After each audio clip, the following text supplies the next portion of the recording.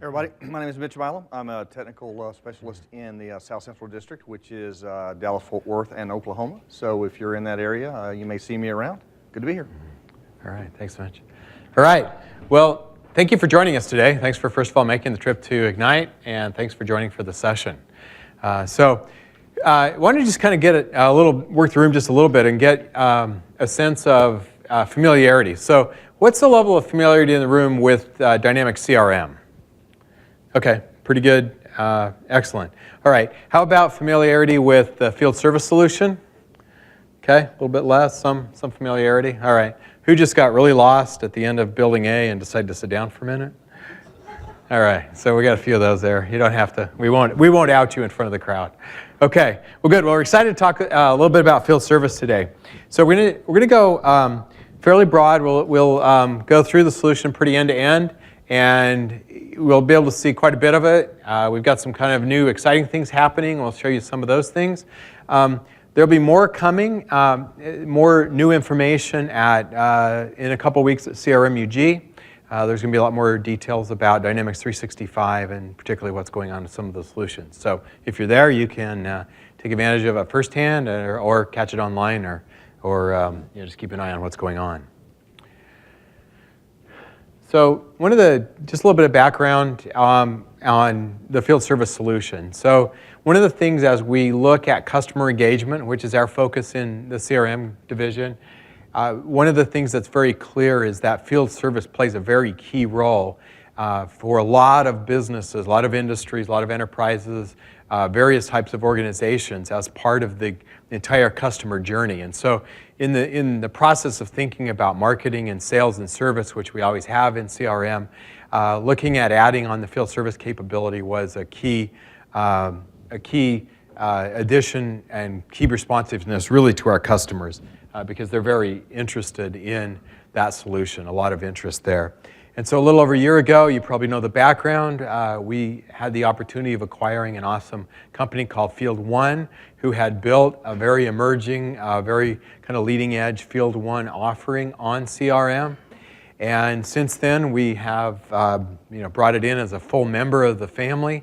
We've beefed up the engineering investment sizably over what a small company was able to do with that solution. And I think as you see both this release and the fall release coming up, which we'll talk about more in a couple of weeks, you'll see the benefits of the investments that we've made in that solution. And we're very excited about it, just because of really the importance of field service. So one of the things as we think about field service is the fact that the bar and expectation is going up. So who here in the last, say, 2 months has had an opportunity to have a field service experience of your own as a consumer? All right. Anybody? Okay. Have you had, whether it be, cable or dish, network, or, installation, or any sort of repair. So how satisfying was the overall experience for those of you who had that? Okay, that would be it looks like a thumb down if I'm seeing that. Yeah, so. Thumb down. Okay, yeah, so. All right, so there's a lot of work to do in this space to really delight customers. And as we all get busier, respecting time is important. Making sure you get it right the first time. Making sure the visits are effective and people have, there's good communication around it. All of those things are really key. And so that's one of the reasons why this is exciting to have this solution as part of CRM, is the ability to delight customers and help meet their expectations. And so I'll show you some of the features that will help with that. So the things that we're going to talk through today are these following areas. So we're going to look at scheduling and dispatch. We'll look at the mobility story, which is key, service agreements.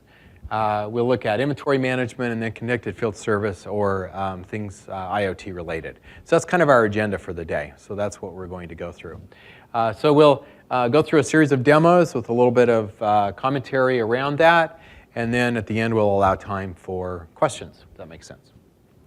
Okay. All right. The first demo we will take a look at are the scheduling and dispatch functionalities.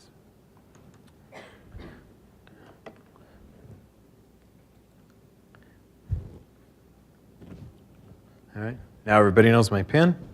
Hope you took good notes. All right. Okay, so here's the core, kind of the main screen or the main view when you think about field service. This is we refer to it as the schedule board. And it's the view by which managers, dispatchers, people who are responsible for getting work done, responsible for managing resources and so forth, have at their disposal to make sure that work's getting done. So just a couple of key parts about this view. There's a lot going on there. We understand that, and this is it's a very in-depth experience for somebody who is quite experienced and understands the dispatch processes. So on the left, we have some filtering functionality so that we can filter out the resources that show up in our views. And it's very easy to create multiple views. And so I happen to have the view for the Washington territory here. That view is up. But I could very easily create other views and have different set of resources and different set of work orders and so forth show up in those views. So that's what you see over here on the left is the ability to do some filtering and selecting and turning off and on resources and adjusting. Then you see here, I'm going to adjust this just a little bit here so you can see a little bit more full view. So here we get to see work orders. Now work orders are the unit of work around field service, and so you can see work orders in various stages here. And we're going to drill down into work order in a second. But we get to see work orders in various states, and so this is a work order that purple one is traveling, and I think this one looks like it's in process. Here's one. Oh yeah, this is my favorite status, which is what I'm usually in, is on break. And so I highly recommend that status, at least for myself when I'm making job assignments. And here's one that is just in the schedule status. And so you can see the various work orders in these various states using based on different colors here on the schedule board. And then we have various other details. Like down here you can see the set of work orders that are not scheduled. And we're going to talk about various ways of scheduling those in a moment. And then we've got a map view here as well. And so it allows the dispatcher to have, I'm going to zoom out just a little bit, you get a little view of the beautiful Puget Sound area here. And we see a number of different things here on the map. We see a number of resources. And so here's the resource, our good friend Norbert. And here's where his location is, the starting location for the day. We see some gray pins here. These are work orders that are not yet scheduled.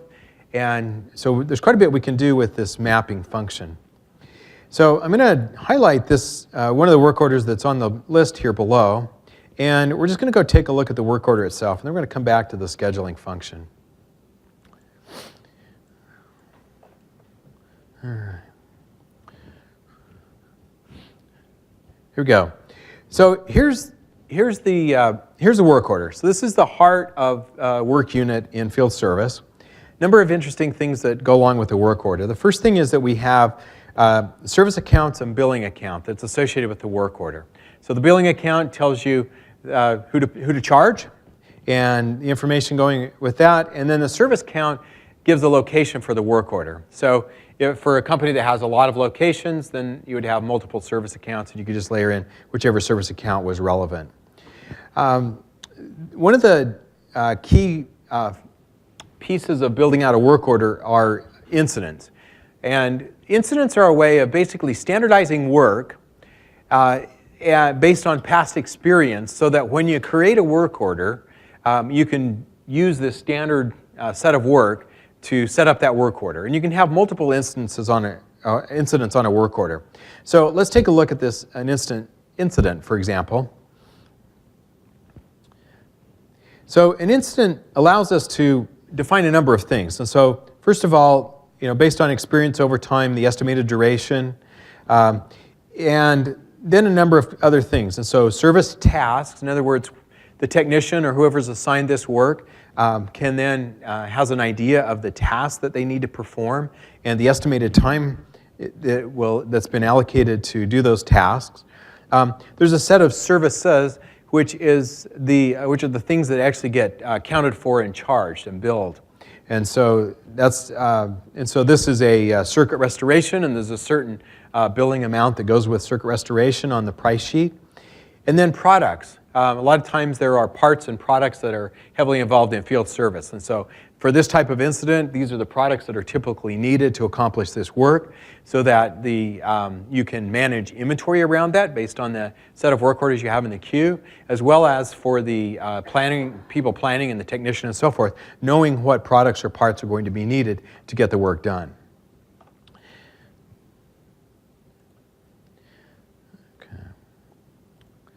So if we go back to that work order,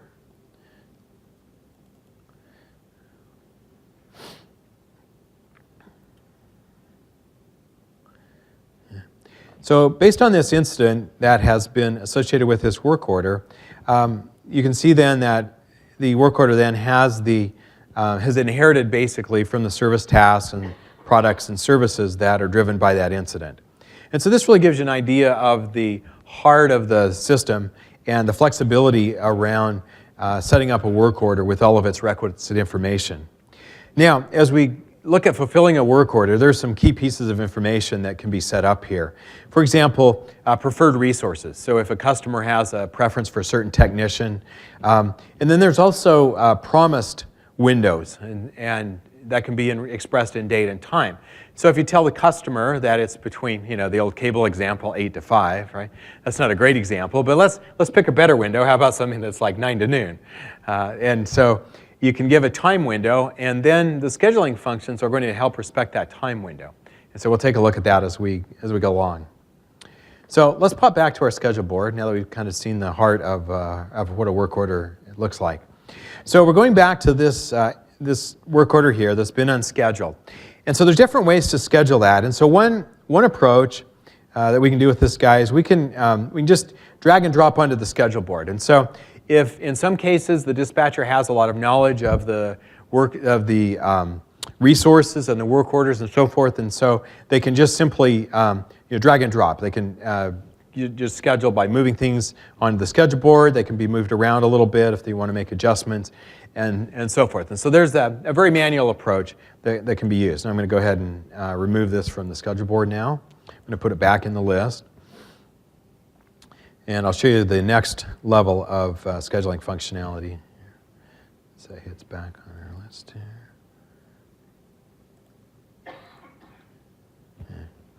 All right, take just a second to get it back to our list. All right.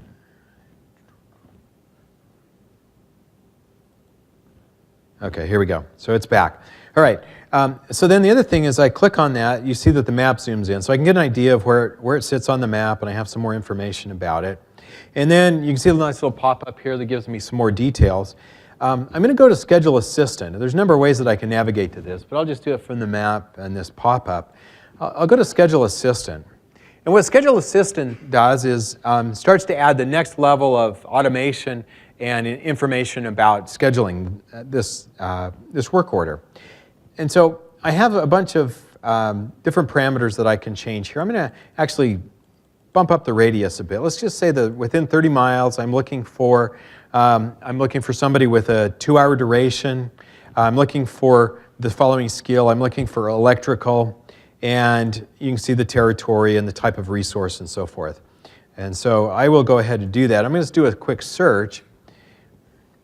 And what that will show me, I'll lengthen it out, write it out here. So this will show me different technicians who have the right skill set and who have available time and within a certain distance, within a 30-mile radius. And so then I can make a fairly informed decision. I can look up here and I can see that Wilson has some availability. Let's see, like that, looks like that's sometime today. 5 miles away, it would only take 13 minutes to get there. That looks like a reasonable approach. And I see some that are further away, but they still have the matching skill set and so forth. But I want to do a little bit more. Let me just go ahead and let's ratchet down the radius a little bit. Let's just go down to, let's say, something random like 9 miles. And I'm going to search those resources. And now you can see within a closer radius, if I don't want technicians to travel so far, and if I want them there sooner, then I can find just a single resource. I can see Wilson here. He can do it either later today or first thing tomorrow morning. And then at that point, I could just select that. I could go ahead and schedule that resource, and I'm good to go. And so that is that's some of the functionality that's available with the scheduling assistant. Same thing with the scheduling assistant. I also have a view. I can take a look at where the resource is, where the work order is, and make a pretty informed decision. So that's a kind of a semi-automated way of doing scheduling of resources with work orders. And so that's a reasonable approach.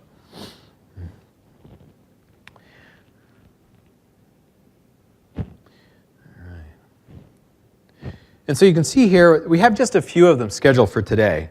And so there's a lot more scheduling that really needs to be done.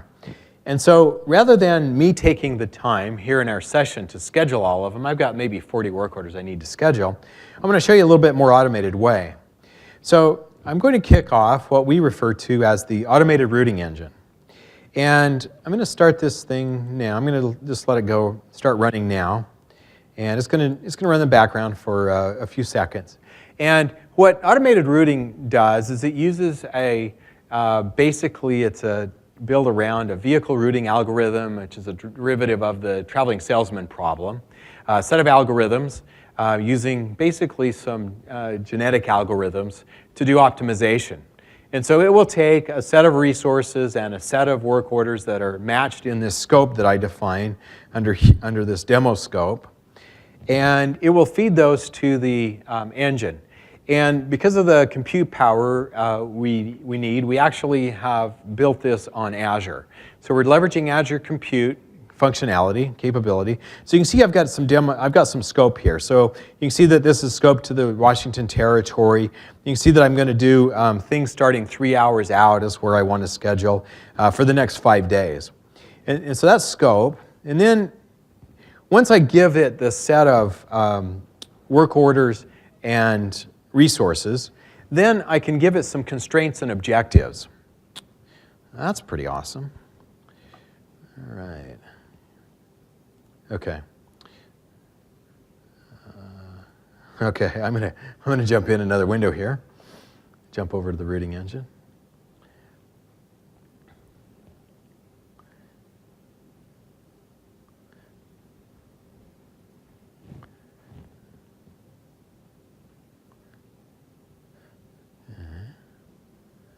All right. There we go. Okay, I'll be back in here. All right, and then the other thing are the goals. So once I've given the routing engine a set of things to work on, I then have a set of constraints, like making sure that it matches the right characteristics or skill set. And then I have some priorities that I can give it, some objectives. And so, for example, I may have things that are locked. Like I may have work orders that are locked to a certain time frame, but I need to find the right resource. I may have some that are locked to a certain resource, like this is their guy, this is their technician, but he can come anytime over the next couple of days. So there's locking that way. Some of them are locked to both. Some of them are that we've set up are saying, look, this is don't touch this. This is the right resource, the right time frame. So just leave it alone. Understand that it's there, but don't mess with it. I could have it. I can give it an objective of high priority work orders. I could look at things like maximizing work time, minimizing travel time, and so forth. So there's some objectives that can be given to the engine. And so the engine will run based on those objectives. Okay, so this is what should have happened as we pop back here. It's always great when that happens. So you can see here what I've got is I've got a set of work orders now that have been scheduled. And you can see that they started, I gave it an offset, say starting at 2:30. And so starting at 2:30, it's starting to layer these things in here. And notice that it's, at a certain point, you get work orders that can't start after a certain time because of work hours and so forth of the resource. And so we're going to be able to get a few work orders in today. You can see those that have been loaded in there, and notice that they're in, nice and compact. And then tomorrow, we have a pretty nicely laid out schedule based on the algorithm of the routing engine. And so you can see the work orders that are laid in here pretty nicely. These little bars up here, these little dark bars right up here, indicate the travel time. And so if the engine's doing a good job, you can see that you'll have work orders layered in nice compactly, and those lines will be shorter because we're trying to do a good job and thinking about effective routes that will still accomplish the other objectives but minimize the travel time. And so you can see what that looks like. And so you can see that we've got a pretty good schedule laid out based on what the routing engine has done for us. So that gives you kind of an idea of the basics of scheduling, the functions of the schedule board, and also the automated routing engine. So the field service solution itself has been released since last spring. It's in full availability, general availability. And the automated routing engine is currently in private preview and will be made available in the fairly near future under general availability. So if you have questions about the routing engine, we do have some early adopter partners and customers who are experimenting with and simulating this in some cases with real production data to make sure that we get the right feedback and we have sufficient refinement of the engine. Okay, there's one more thing on the schedule board that might look a little bit strange.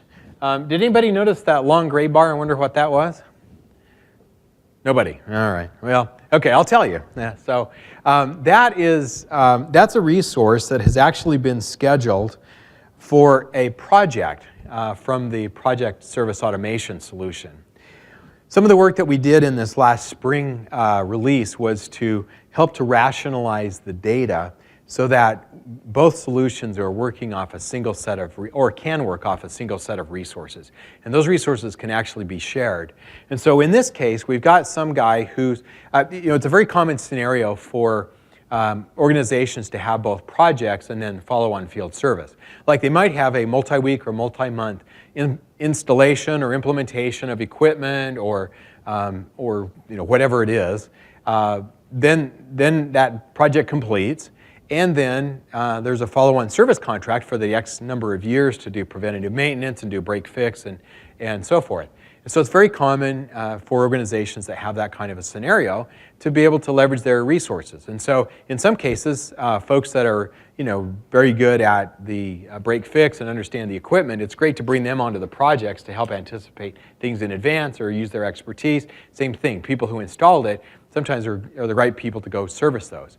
And so if I look on the project service automation side of things, for these resources, I would see that there are, I would see the work orders that are scheduled against the rest of them, and then I see this project that's scheduled against the one resource here, that long gray bar. So that gives you an idea of some of the commonality where we have built in the most recent release, and the direction is that we will have increasing unification of resource management between the two solutions. You can still use them independently, but when you use them together, we'll have more and more unified scheduling functionality.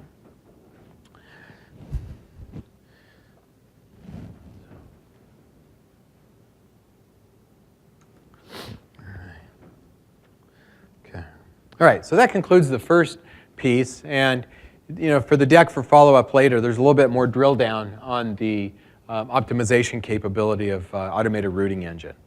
And so anyway, there's a little more information there. So that's kind of the first segment of the demos.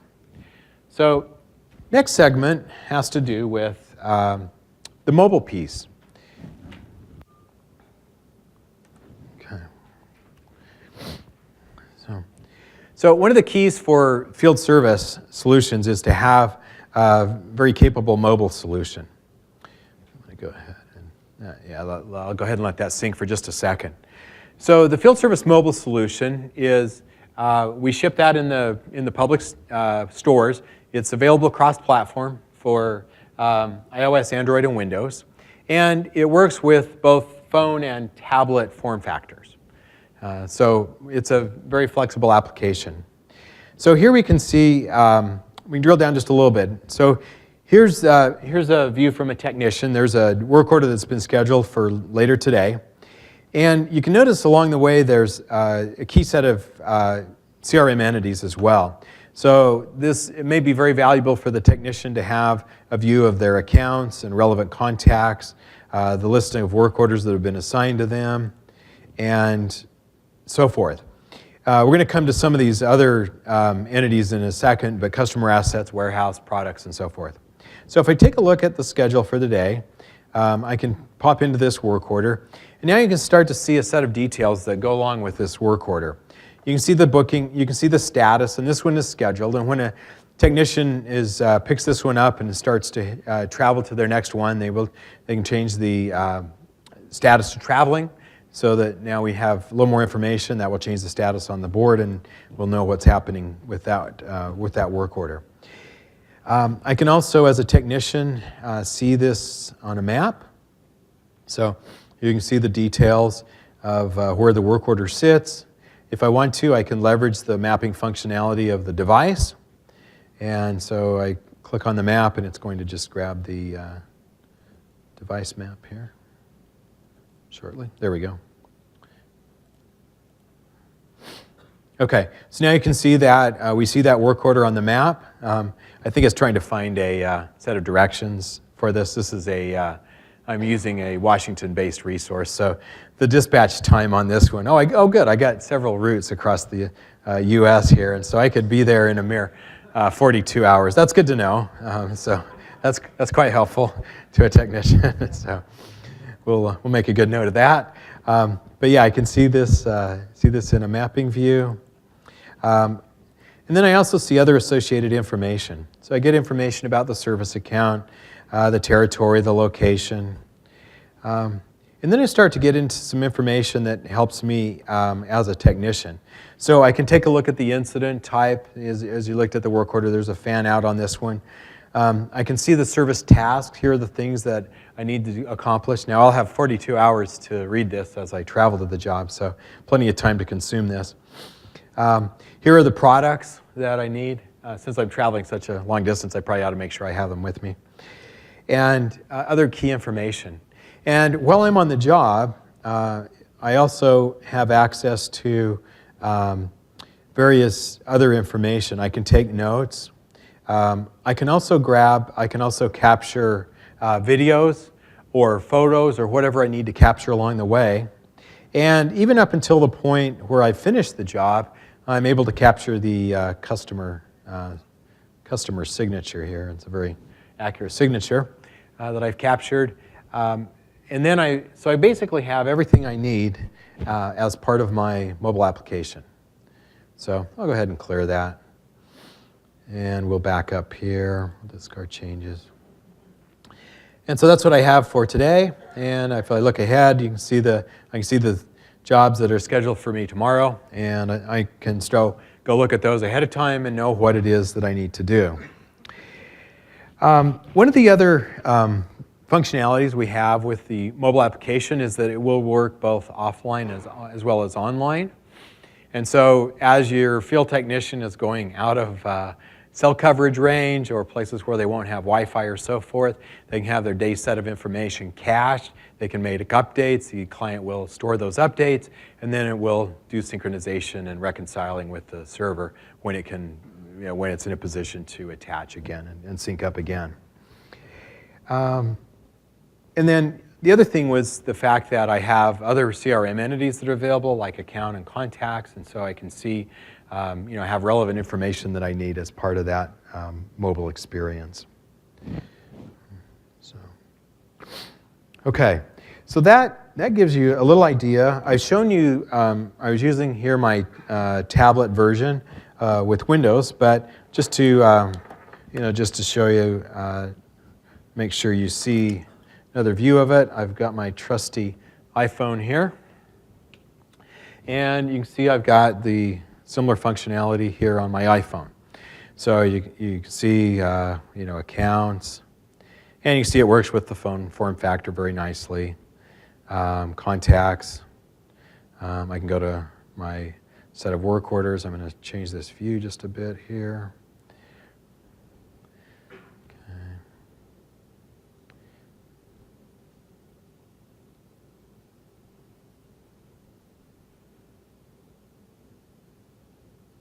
There we go. Okay, so now I've reduced the view just to my work orders. Again, you can see that same work order we saw on the Windows version. You can see the map, so forth. And of course, when you go to map here, it's going to use the native functions because it's going to use the native iPhone functionality. And I will certainly allow that. Looks like it wants to give me all kinds of help. And then I go back to my app and do all the things that I need to do, just like you saw in the versions. The versions are all very, very consistent between them. So it gives us an idea of our mobile app functionality.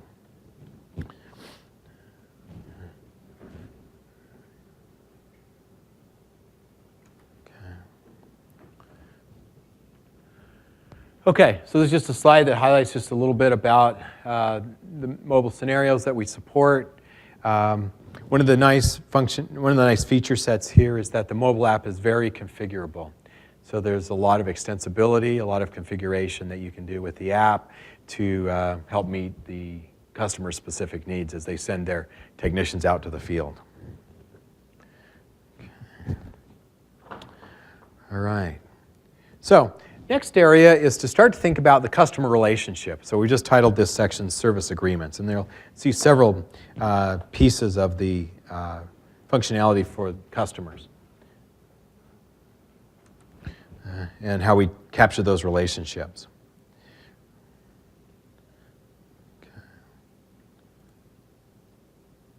Okay, so one thing I wanted to do here as I jump back in, I'm starting just from the sales menu, but I'm going back to the field service menu. This will just give you a slice of the overall functionality. I wanted to do that after we'd been partway through. So you can see that we've talked a little bit about work orders and schedule board and the bookings that go with those.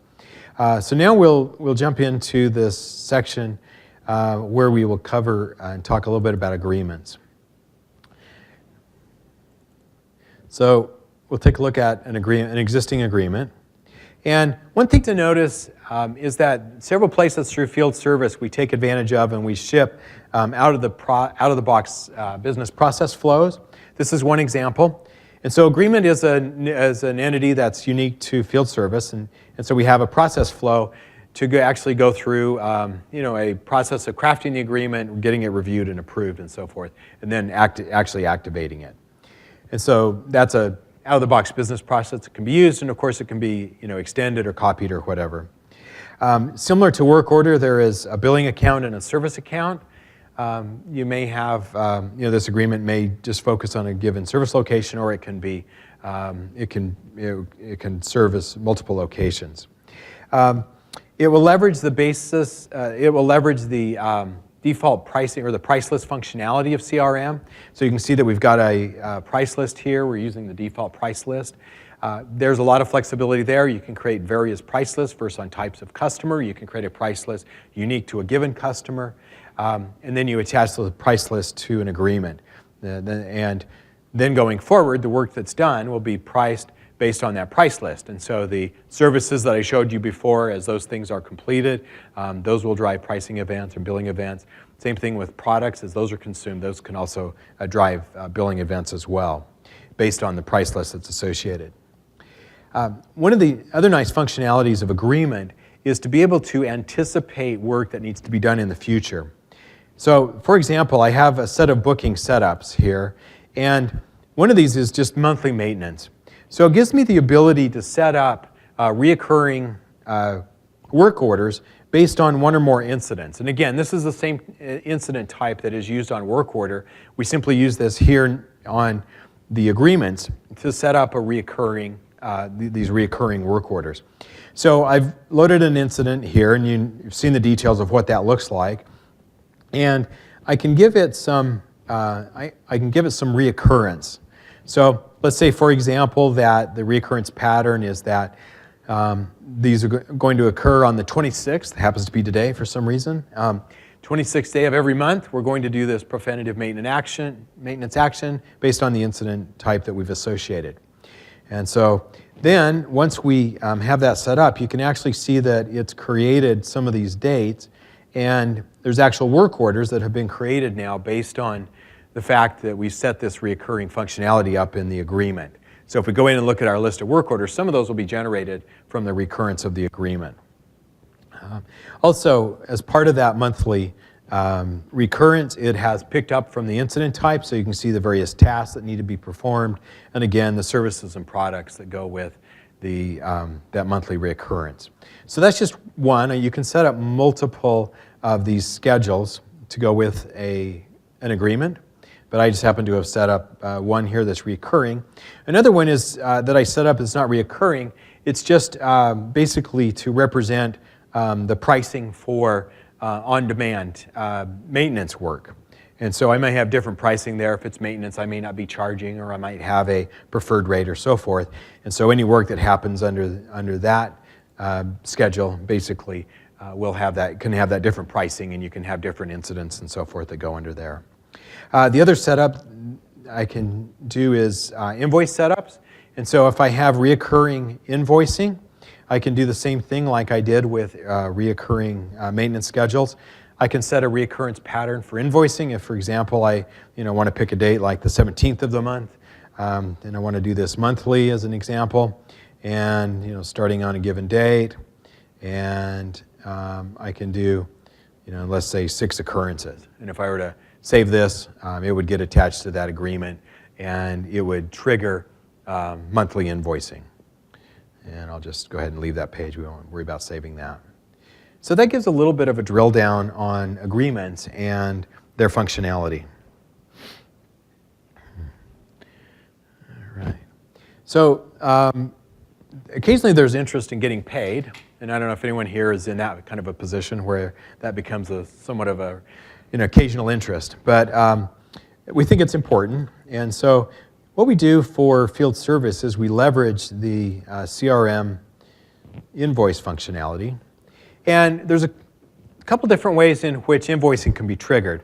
I've just shown you the reoccurring invoice setup, and so it can be driven on a recurring basis based on the agreement, and the work that's been completed during that time frame is what will be picked up as an invoice.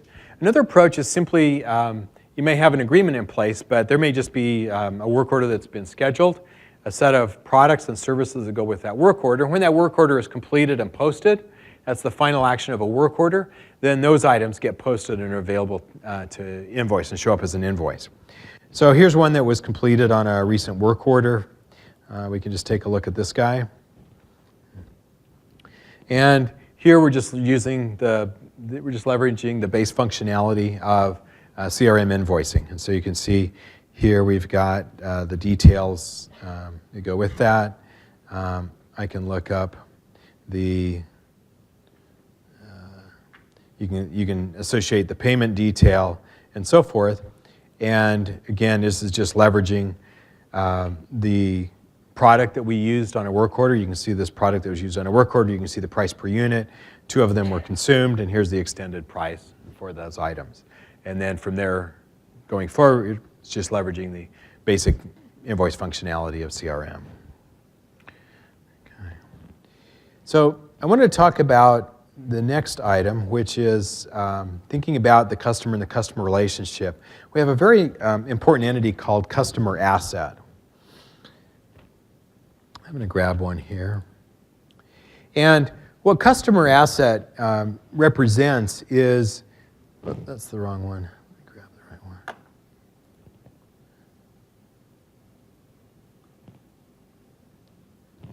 There we go. Okay, here we go. So what this allows is to have a life cycle view of the customer's equipment and other things that we'll end up servicing. So a customer asset can actually start as a product.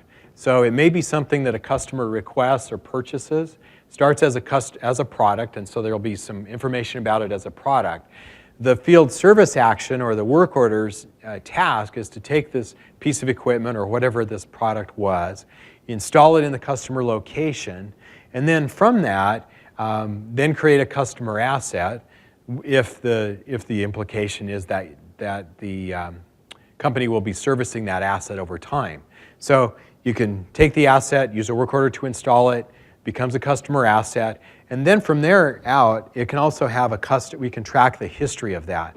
So you can see here on the bottom right, related work orders that go with this asset. You can see the account on the left to which this asset is associated. And so And then you can store various information about that. And it's a great point. A lot of customers and partners will extend this asset, so depending on what information you want to track about it. But then you've got this kind of rich history of the asset, and it's available for people making work order decisions, dispatch decisions, and particularly the technician in the field, because they can have the history and so forth. And then as work orders are accomplished, the notes and so forth that go with those work orders, again, those things will accrue to the asset. And so you have a kind of this life cycle view of this asset. The other reason that asset is important, and you'll see this in a few minutes, is because it helps to form the basis for IoT devices. And so since we already have this knowledge about the life cycle of this thing, being able to actually have real-time information and tracking information about this asset, whether it's a piece of equipment or whatever it is, coming from the IoT suite, that's going to have its advantages as well. So we're going to take a look at that in just in a few minutes.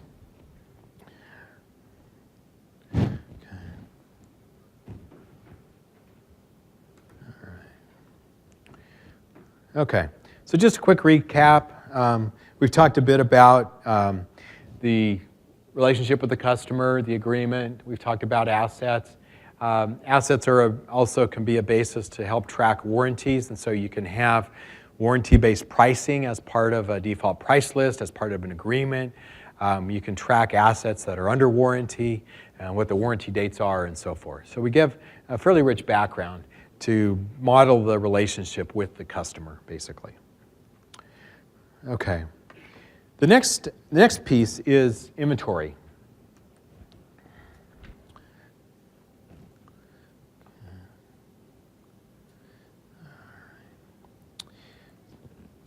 Okay.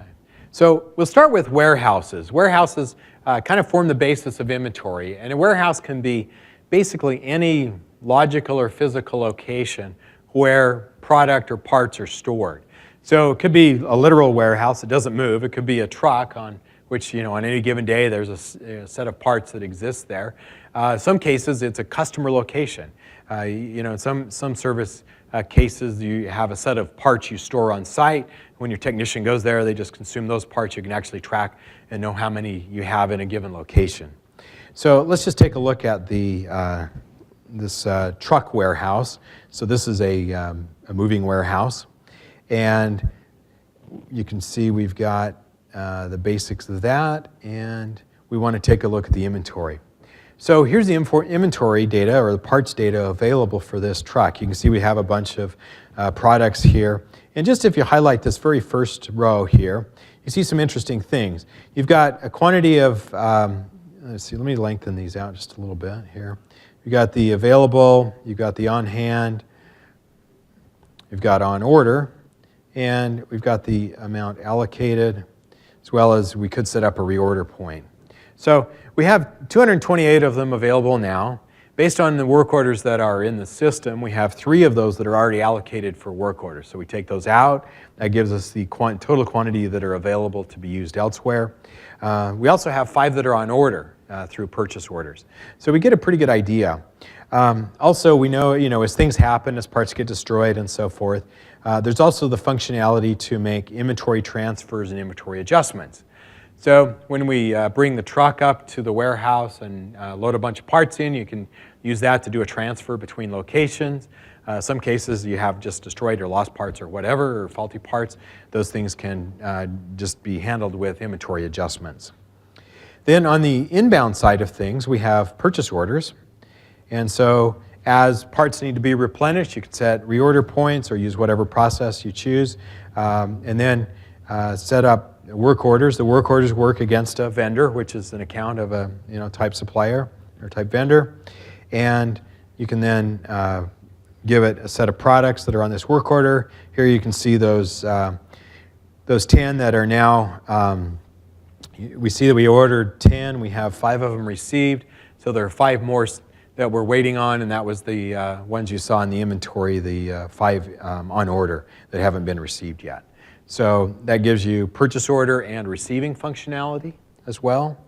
Of course, from here, once you have inventory running and purchase orders, you can, it's very common for those to be integrated in with an ERP system. And so purchase orders may want to go through the ERP system. And for doing costing and valuing of inventory, you can keep the inventory counts, keep those updated in the ERP system, and that's a nice way of doing the financial accounting for inventory. So we will take a look at those. We've got purchase orders. And then there's sometimes our inbound products, reverse flow back in. And so then we have the RMA process. And you can create an RMA, give credit back to the customer. That can be reflected on an invoice with an RMA. And then we have receipts. So when those things come in, we actually process them so we know we received them and decide what to do to them. With them, then they can either go back into inventory if they were just something that wasn't wanted and they're still functional. If they're something that there were defects, you can actually return those back to the supplier, and we track that motion as well. So that gives a view of the functionality for inventory management. Okay. So just a few highlights here. We have a pretty good way of tracking history. The other thing that's worth noting is that from the mobile perspective, there's also visibility and access to inventory as well. So if you have a technician that needs a certain part, you can give them access to various warehouses, various trucks, so they can go track down a part that they need, as well as knowing what the parts that are required for a job. When they get in there and need to find one, you can give them access to that as well. So next section is kind of one of the exciting new areas, connected field service. So at this point, we'll turn it over to Mitch, who's going to take us through a demo on that. Let's see. Okay. Oh yeah. Oh, I forgot to tell. I forgot to give just a little context here. So just a little bit behind it, we call it connected field service. And so there's kind of three pieces of it. You've got devices that are smart enough to send information. You've got Azure IoT Hub, then you have the field service solution. And so then when anomalies are detected, there's a bunch of different approaches that can be taken with that anomaly. Mitch is going to take us through those.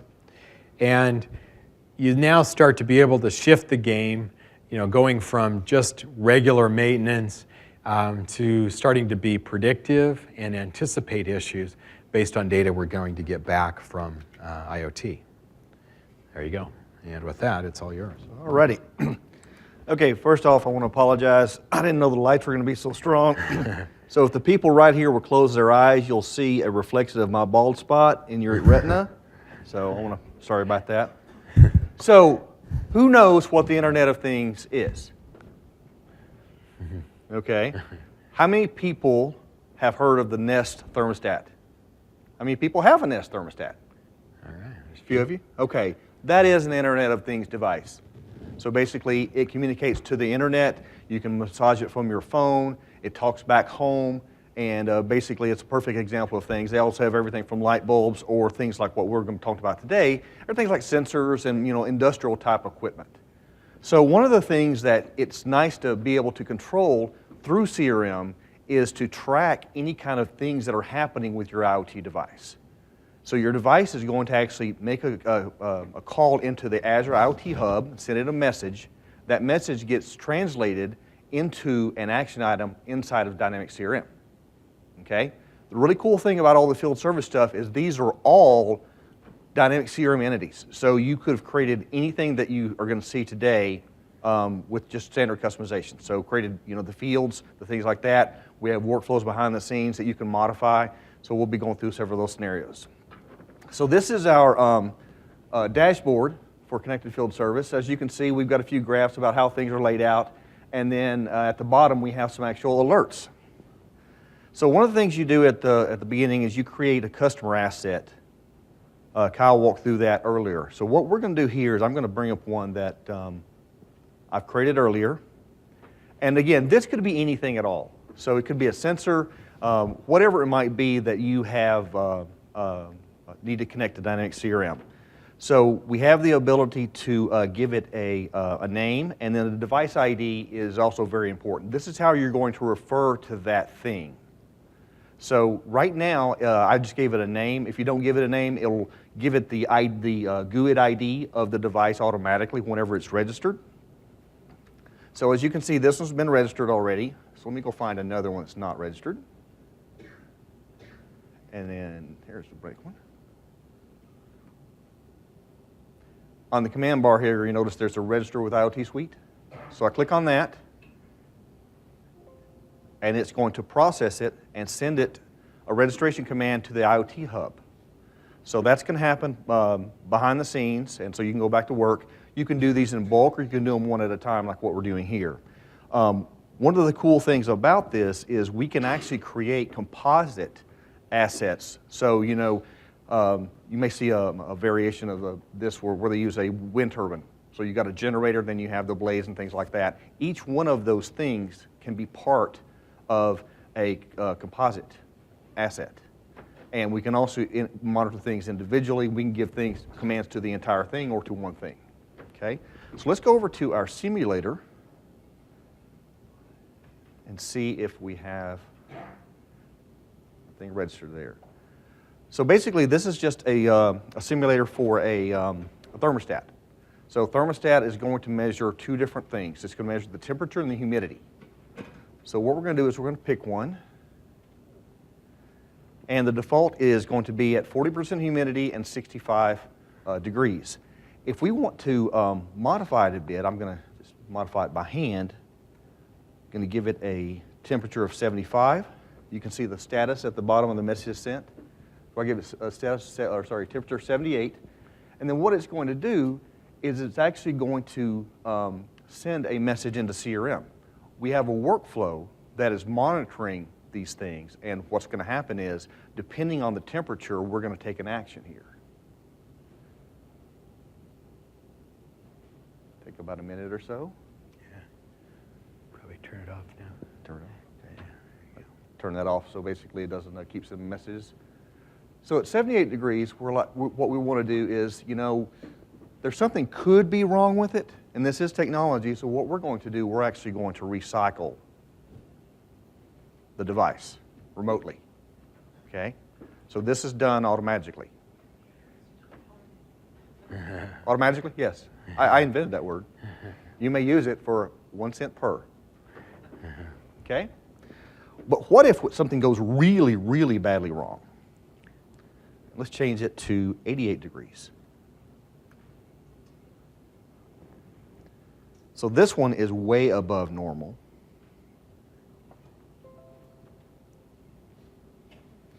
So at 88 degrees, we want to take other action.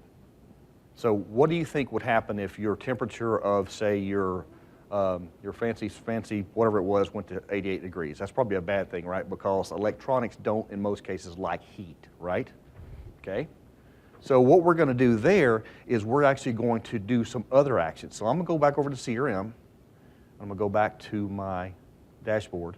I'm going to take a look and see if we've got any messages. So here is our message right here.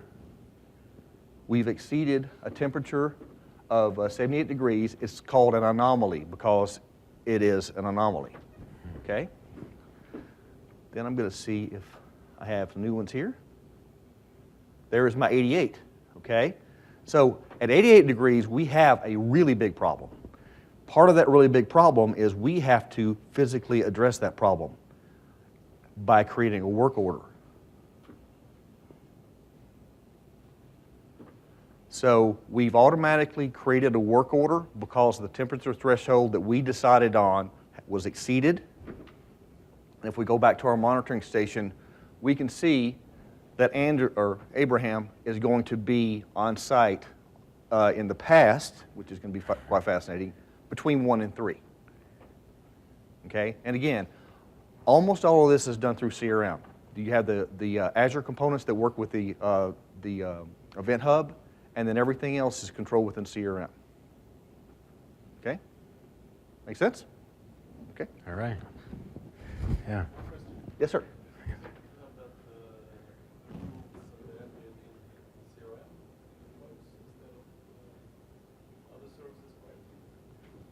So the question was the rule about whether to send someone on site? I mean, how does this Yeah. scale?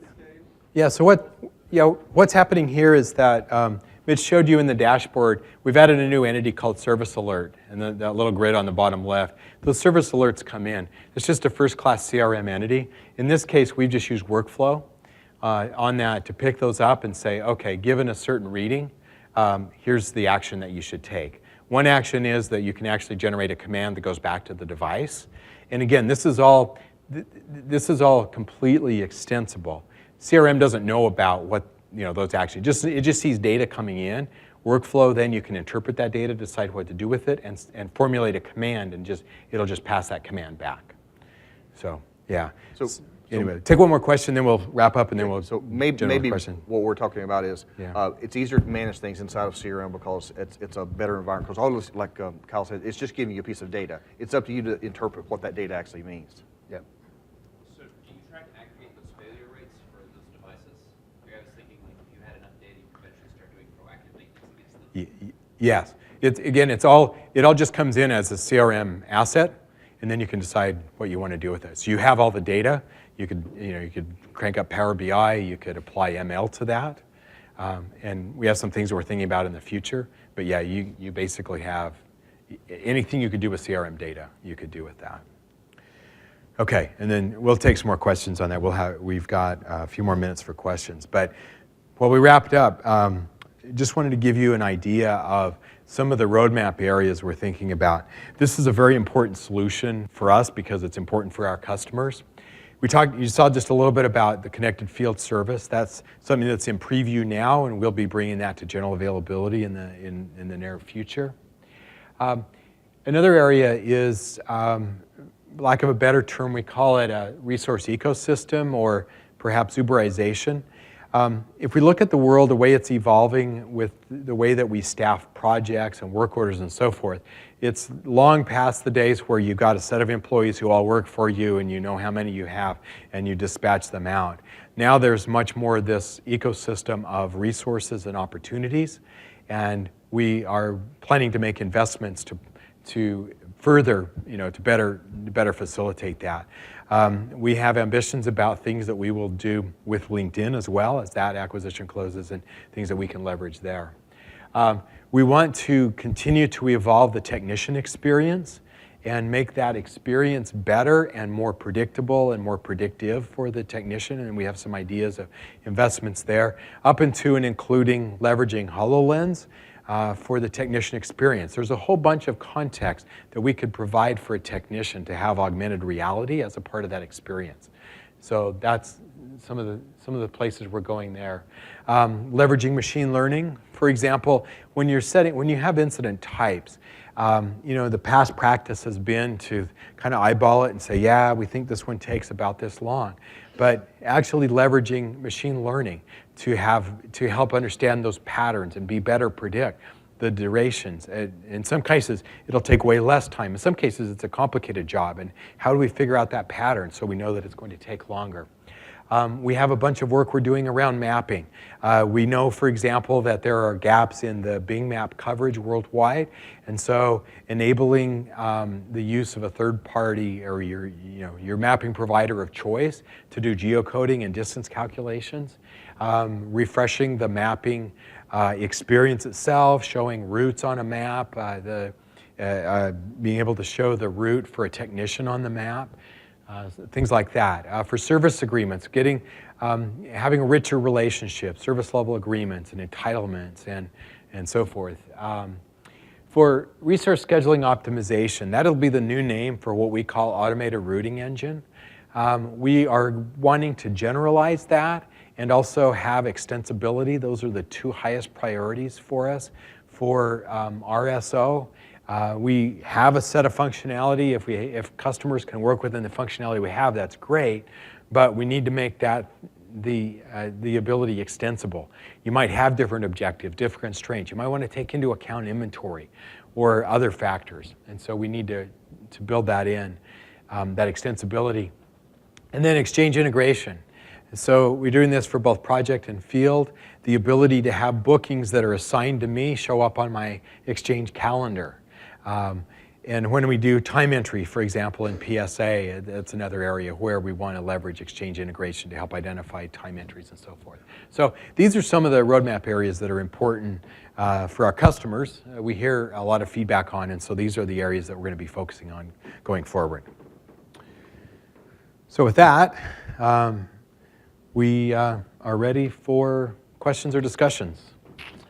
All right, yes, and probably we should use the microphones so that it catches it on the recording, if you guys don't mind doing that. Yeah.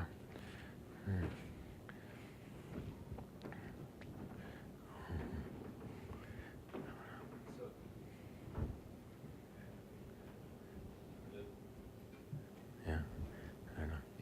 Am I missing something? Oh, well, just Oh, well. go ahead, I'll repeat it.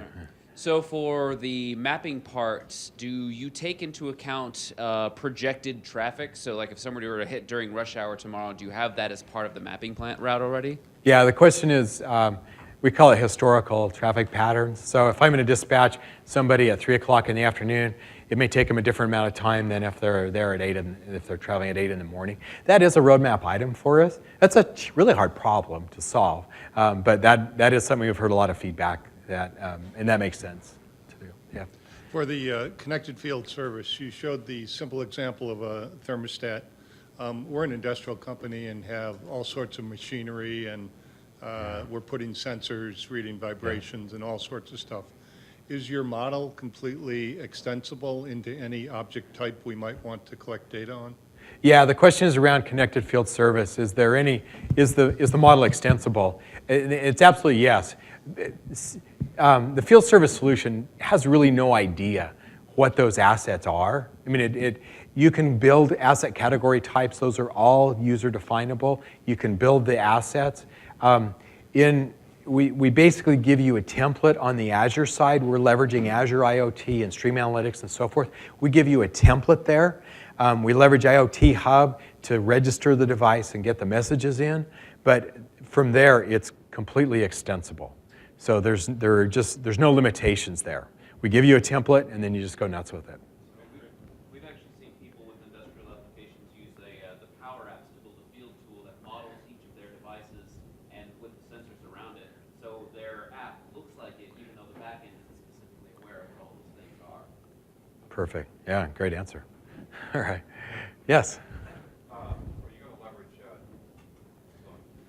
GPS for the route mapping optimization along mapping? So if a field technician happens to be closer because they're in the vicinity of an issue or Yep. service versus their home base, so to speak? Correct. Yeah, the question is, let's say you have high priority work orders that come in during the day.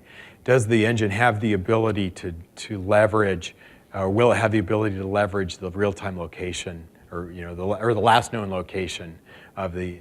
And yes, that is part of the mapping extensibility. So that thing can get smarter, knowing that things are, and also the other area that we want to that it'll get smarter in the very near future is we don't assume.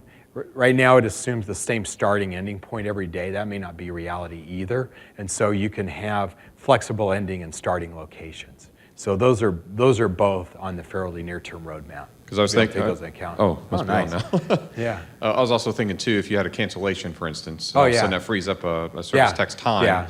Yep. And then auto scheduling kicks in. Well, hey, they happen to be close, to Yeah. plug them in for that time slot. Yeah, that's a good example of it as well. You got a cancellation. You got a site sitting on his thumbs. Let's pull one of tomorrow's in or Right. something like that. Yeah, that's a great idea. Okay. So yep, those are both consistent with the roadmap. Yep. Hi. My question's around optimizing the schedule. Okay. We're working with a client right now who actually wants to manually optimize their schedule based on sales. It's a sales rep scheduling. So for instance, they see that they want to, their goal is to optimize the schedule every day. So they need to be able to see, okay, so there's 3 resources during this time slot or 2 during this time Yeah. slot. Is that accomplished? And I haven't looked into it Yeah. yet, so we're kind of in the middle of this. So Yeah. this is why I figured I'd So are you working with work orders or are you using some other entity? work orders. Okay. Yeah. So the way that the engine works is you can scope it very granularly And so you say, okay, here's a set of work and here's a set of resources, right? So you can fix the scope on that, set those together, send those into the optimizer. And then what the optimizer will do, it will say, okay, let me look at all the combinations of skill sets and skill requirements, and let me find out who can do which ones. Now, based on the objectives, I want to put those in the right order.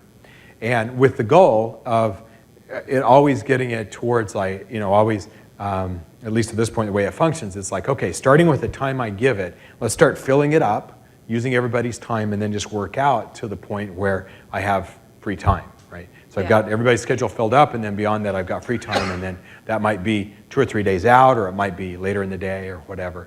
And then if you run it again, it will start adding on to that. And Okay, filling those in. so is this automatically done through the optimizer, or, so what they want, they want a sales manager to optimize these people?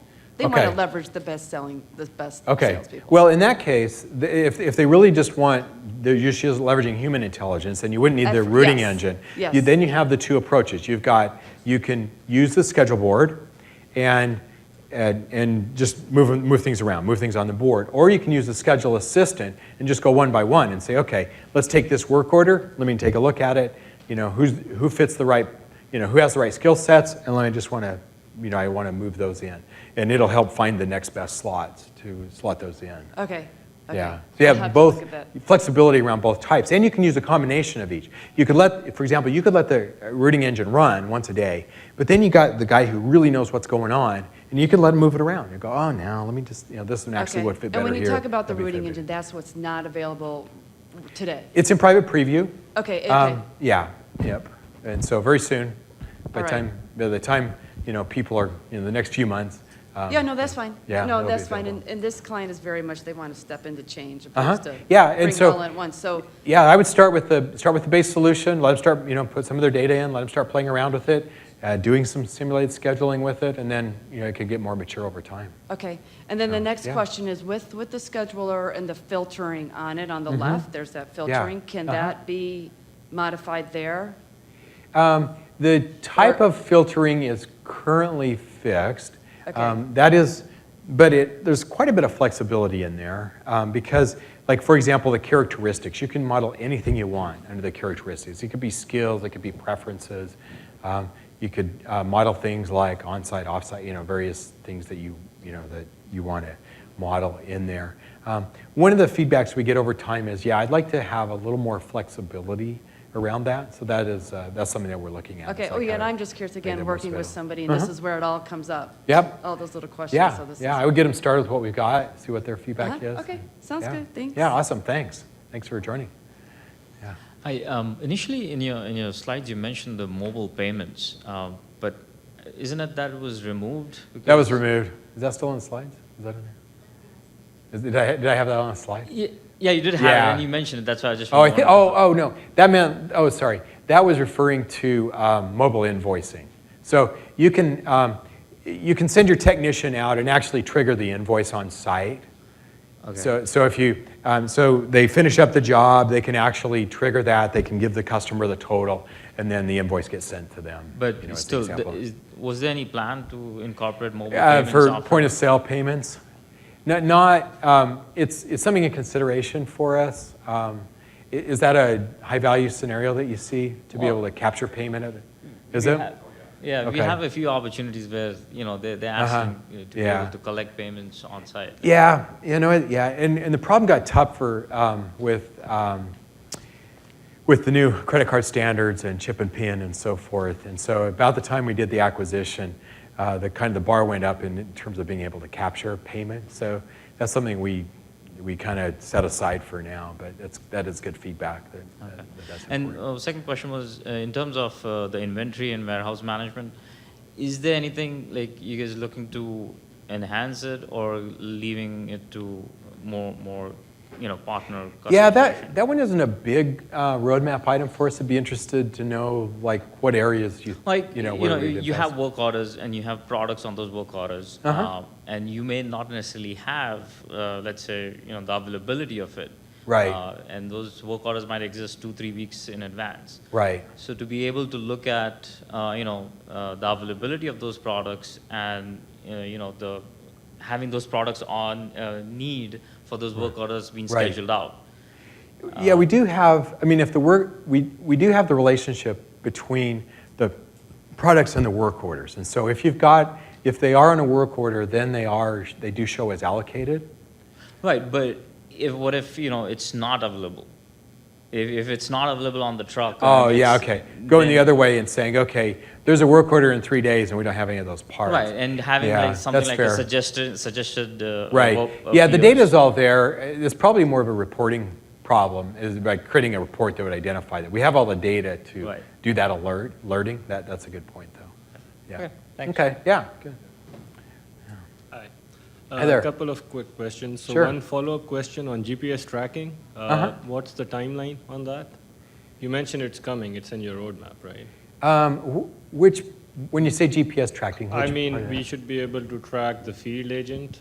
We should be able to track where they're at so that if one Okay. work order is canceled, what you Right, said is kind of right. on the same lines, but it's not exactly GPS tracking. So Yeah, okay, there's a couple things. One thing I didn't mention that I think I'm okay to talk about now. So one thing you can actually, with the mobile app, you can actually turn on what's called auditing on the map and real-time tracking. And so what happens is if you turn on real-time tracking, the records that are coming back in from the updates that are coming back in from the mobile device, those have a location stamp on those. And so you can turn that on the schedule assistant and so forth and do real time so that the schedule assistant knows where they're at now based on the last record that got stamped with a location. So that gives you a pretty good idea of where they're at during the day. And that's available now. that's when they update the status on the work. Yeah, like if they go to traveling, Okay, or last time like if they, entered completed, or anyway, last time you saw a record from them, we have the location from that. You can turn on that mode, and the schedule assistant understands that. Okay. Thing that we're going to do, we're working on, it's a little bit different than your question, is we're about ready to make available in preview Glimpse integration. So the Field One guys have been experimenting with this in the past, and what that does is it allows, it's an add-on functionality. Customers can decide to opt in and have a relationship with Glimpse. And then in that case, you turn that on, and that allows, particularly, it can be used for the dispatcher, but particularly for the customer, you can actually, when they go to status traveling, it turns on Glimpse tracking so they know exactly where they're at, know their ETA to the next location. You can make that available to your customer, and then Glimpse has a web experience. You can point to the web experience. They can see the ETA. They can see where's my tech, and so forth. So we're about ready to make that available in private preview. So it's a little bit different than the question you're asking, but that's another geo function that's coming very soon. Okay.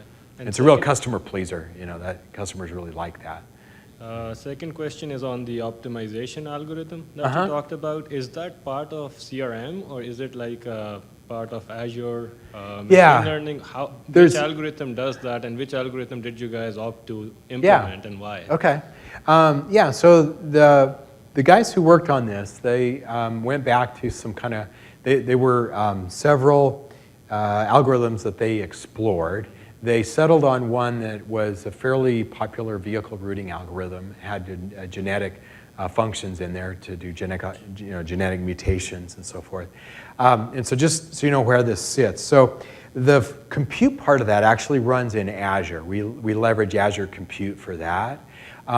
The data, originates and is managed in CRM. So when you install that solution, there's an add-on to CRM, on top of field service, that enables you to turn it on, so you can turn on, decide which resources, how do you hook it up to Azure, that kind of thing. And then there's an Azure piece that gets deployed as well. So it's a value-add add-on, so you pay more for that. And if you opt into that, then you download and install the CRM side of it. Then the Azure side gets deployed back behind the scenes, and then when you start running it, it sends the data off to Azure, and then Azure, this algorithm that we have running, then run in Azure, and then get the results back, and we put it back in CRM. Cool. Last question. So through the mobile app, can I do barcode scanning for? Yes. Yeah. So you could go, okay, I consumed this part, or I'm working on this customer asset. And does it automatically manage the inventory module based on the scan? Yeah, well, what you can do is you can say, you can just mark this part as consumed. Okay, You and scan it and go, okay, this part's consumed, and you go, okay, yep, that got used on that work order, it subtracts from inventory. Thank you so much. Thank So, yeah, thank you, good question. Yeah. Follow-up question on connected field service. If we have our devices already hooked up to an IoT hub, Yep. can we point CRM to our IoT hub, or do we have to use yours? Yeah, are you talking an Azure IoT Hub? Yes, in Azure. Yeah, it's all bring your own, actually. So we're not deploying that, so you're already set. Okay. You already have what you need. And over time, it doesn't need to be limited to Azure IoT Hub as well. The interfaces that we use, you could use it with some other hub. But, Okay, so that's but we all, like. you basically go into CRM and configure where you want the data to come from? Exactly, yeah. Okay. Part of it, there's some scripts that you run, and as you download this, there's some scripts that you run, and it sets up some things on the, you install a solution on the CRM side of things, and then you give it your Azure subscription and so forth, and say, okay, then hook all this up, and then, it connects up a service bus so CRM knows how to talk to the Azure Service Hub and vice Yep. versa. So, Okay. yeah, it sounds like you're in great shape. Thank you. Yeah, you could have it running tonight. 3 lines of code. I'm from Amway, and we sell a lot of air purifiers and water purifiers in yeah. Asia. Uh-huh. So one thing we're looking to improve is the product registration experience. Oh, cool. So do you have something in the works or something available right now for that? When you say registration experience, what do you mean? Yeah, so being able to scan a barcode on my air purifier I just bought and then Yep. assist with the registration. Yeah, that's available now. So, Okay. because it's quite a common scenario, because it's a part that comes out of, you got it in inventory, right? Yep. And so you grab it out of inventory, you give it to the tech takes it out there, they install it, and then you want to go, okay, I need to create a customer asset for Yeah. it. So it already knows that it's a product. We already know some about it, so then you go convert it to a customer asset from the product, grab the barcode, grabs the number, and yeah, so that's all available. That's available now. Do you have something available for the customer side themselves? The customer themselves. Say more about that. Oh. That would be close to, that would be close to a Power App. Okay. Probably what that would be. You mean for the customers Yeah. to self-register? Yeah, 'cause Yeah. that's really not this, quite Yeah. honestly. But it would Yeah. work. I would see it working But with yeah, this. you could have it to where it would actually create a customer asset. Yeah. Okay. Yeah, that's a good point. Yeah. So I actually built your Southeast Asia Korea CRM system. I can show you if you want how we can actually use the customer app website that can do that. So yeah. Excellent. So exactly started. All right. Good. We've created a customer opportunity in this room. I love it. All right. Good deal. Good answers. Right. Hi. First Hi. of all, thank you for the excellent presentation. Oh, you're being really kind, but thank you. My question is around the work orders scheduling. And is there a way, what is the best way to link up? Is there a way to link up work orders? Like if certain things are going to happen in sequence, like somebody goes out for a site inspection, another visit is for really, doing some measurements, third visit is for some real-time work like installation. Right, So yeah. is there a way to link up the work? Yeah, you can actually store related work orders. We get to a point where, and we have some customers who are trying to do too much with work orders when they really have a project. So there's some cases where you might really need the project service functionality because this really is a 2-week project, right? And so then you put the sequence of tasks in there. But in other cases, you may just create 3 work orders and then sequence them.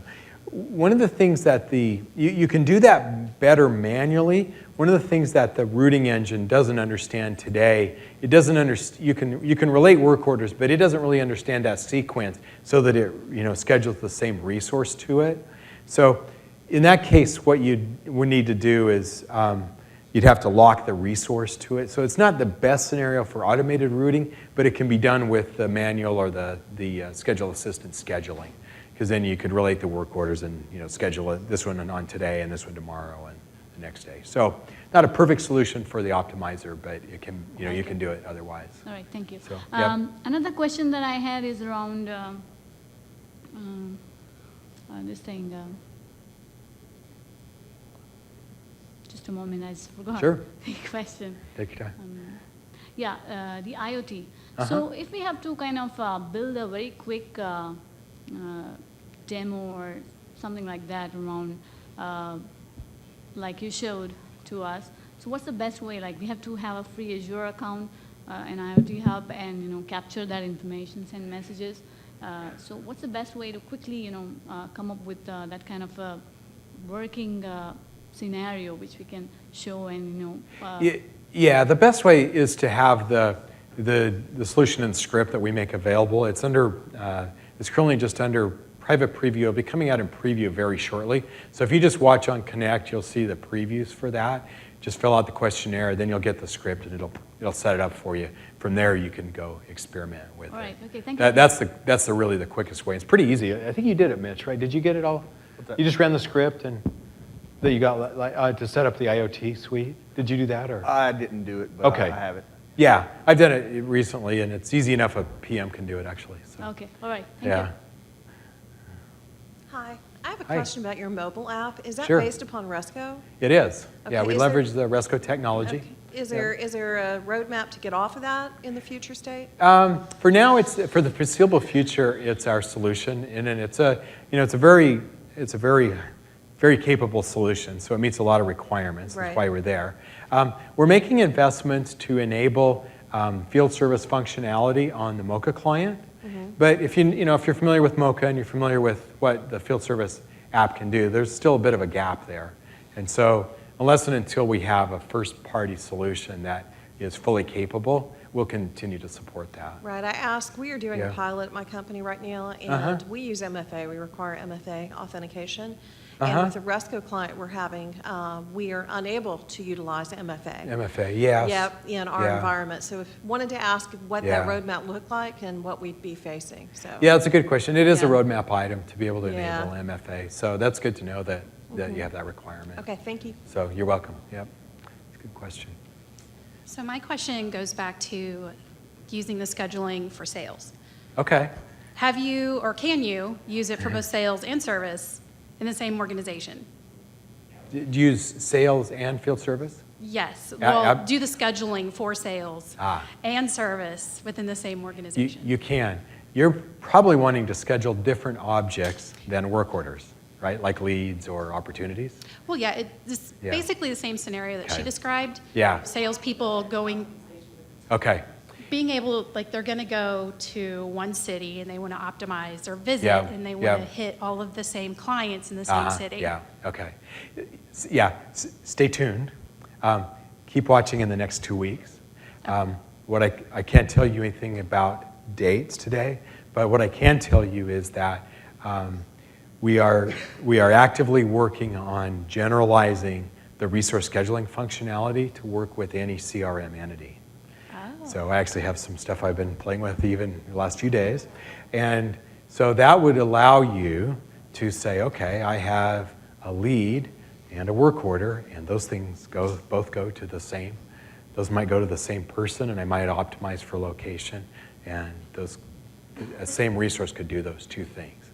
Okay. So, yeah, I think you'll like what we have in store in the very near future.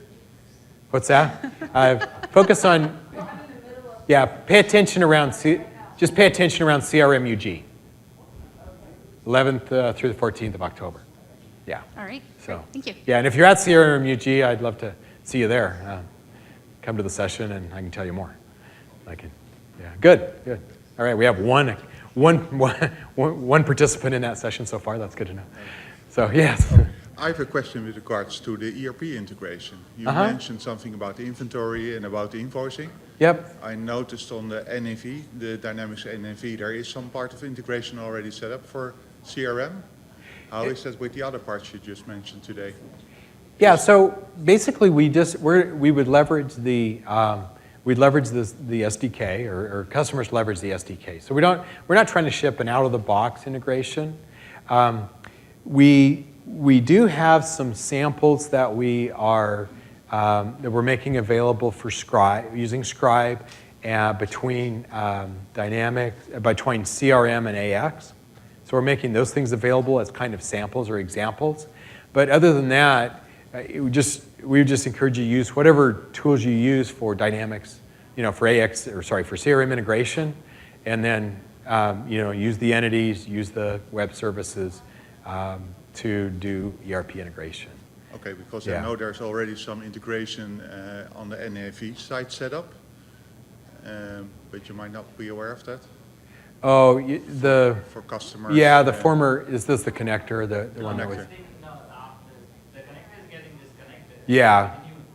The The, now has inbuilt, or it's more on the sales side. right, yeah. Customers, Yeah. orders, things like that. Yeah, we don't have any of that for NAV for field or project at this point. We're just, we're wanting to give you samples. So yeah, there's no built-in integration. And one of the challenges with doing that is it's really hard to find the right target, it gets more and more complex, as you get field service agreements and work orders and, the parts and all of that point. It's as we've tried to scope that out, it's increasingly difficult to try and get like an out-of-the-box story for that. So what we're trying to do is give you all the knowledge we can, give you examples and guidance around how to integrate with those entities. So. What's the preferred integration tool that you guys are using? What's that?